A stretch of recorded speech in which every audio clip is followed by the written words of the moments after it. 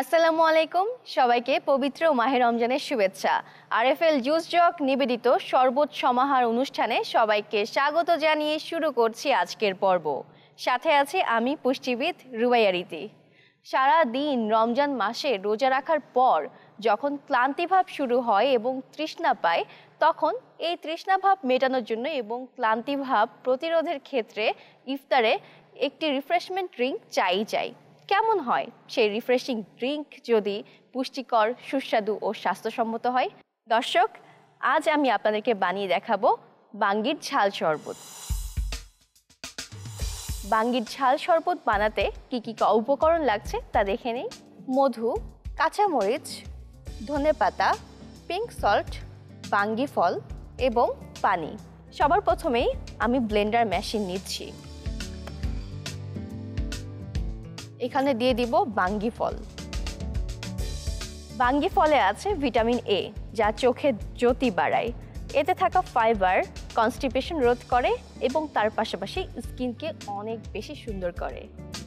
বাঙ্গিতে অন্যান্য উপাদানও আছে, যেমন পুষ্টি উপাদানের মধ্যে বিভিন্ন প্রকারের ভিটামিনস, মিনারেলস।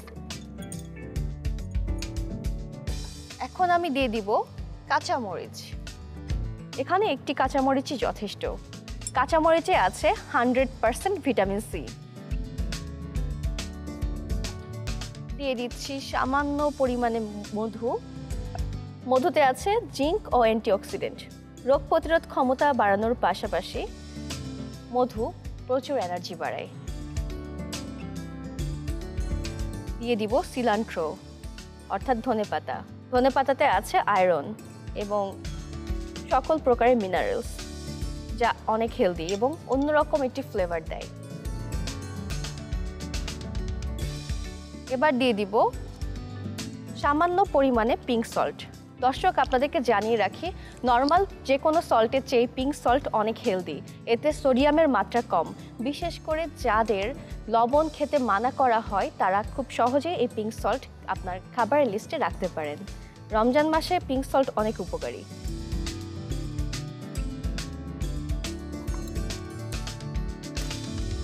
এখন আমি দিয়ে দিব 1 গ্লাস পরিমাণে ঠান্ডা পানি। দর্শক, আমার হাতে যে জগটি দেখতে পাচ্ছেন, এটি হলো আরএফএল জুস জগ। এটি 100% ফুড গ্রেড ম্যাটেরিয়াল দিয়ে তৈরি এবং সম্পূর্ণ বিপিএ ফ্রি হওয়ায় খুব সহজেই আপনি গরম পানি, ঠান্ডা পানি অথবা জুস এই জগে সংরক্ষণ করতে পারবেন এবং এই জগ পরিষ্কার করতে অনেক সহজ। 1 গ্লাস পরিমাণে পানি দিয়ে দিচ্ছি। অবশ্যই ঠান্ডা পানি ব্যবহার করতে হবে, যেহেতু এটি ঝাল শরবত। এখন আমি ব্লেন্ডার মেশিনে ব্লেন্ড করব 5 থেকে 6 বার।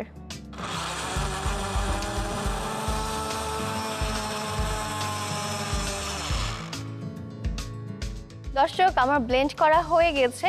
এখন একটি গ্লাস নিয়ে নিচ্ছি।